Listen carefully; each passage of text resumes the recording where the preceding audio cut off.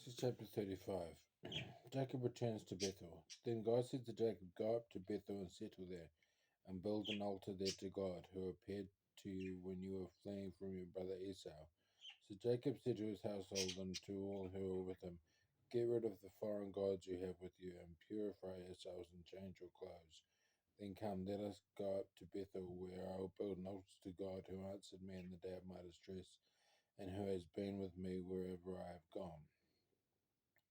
So they gave Jacob all the foreign gods they had and the rings in their ears, and Jacob buried them under the oak at Shechem.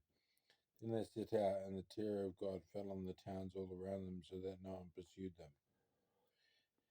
Jacob and all the people with him came to Luz, that is Bethel, in the land of Canaan. There he built an altar, and he called the place El Bethel, because it was there that God revealed himself to him when he was fleeing from his brother. Now Deborah, Rebekah's nurse, died and was buried under the oak outside Bethel, so it was named Elon Bakuth. After Jacob returned from Paddan Aram, God appeared to him again and blessed him. God said to him, "Your name is Jacob, but you will no longer be called Jacob. Your name will be Israel." So he named him Israel. And God said to him, "I am God Almighty. Be fruitful and increase in number. A nation and a community of nations will come from you, and kings will be among your descendants. The land I gave to Abraham and Isaac I also give to you, and I will give this land to your descendants after you." Then God went up from him at the place where he had talked with him. Jacob set up a stone pillar at the place where God had talked with him, and he poured out a drink offering on it. He also poured oil on it. Jacob called the place where God had talked with him Bethel. The deaths of Rachel and Isaac. Then they moved on from Bethel. While they were still some distance from Ephrath, Rachel began to give birth and had great difficulty. And as she was having great difficulty in childbirth, the midwife said to her, "Don't despair, for you have another son." And as she breathed her last, for she was dying, she named her son Ben-Oni. But his father named him Benjamin.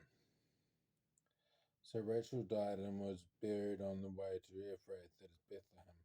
Over her tomb, Jacob set up a pillar, and to this day that pillar marks Rachel's tomb. Israel moved on again and pitched his tent beyond Migdal Eder, while Israel was living in that region. Reuben went in and slept with his father's concubine Bilhah, and Israel heard of it. Jacob had 12 sons. The sons of Leah: Reuben, the firstborn of Jacob; Simeon, Levi, Judah, Issachar, and Zebulun. The sons of Rachel: Joseph and Benjamin. The sons of Rachel's servant Bilhah: Dan and Naphtali. The sons of Leah's servant Zilpah: Gad and Asher. These were the sons of Jacob who were born to him in Paddan Aram. Jacob came home to his father Isaac in Mamre, near Kiriath Arba, that is Hebron, where Abraham and Isaac had stayed. Isaac lived 180 years. Then he breathed his last and died, and was gathered to his people, old and full of years, and his sons Esau and Jacob buried him.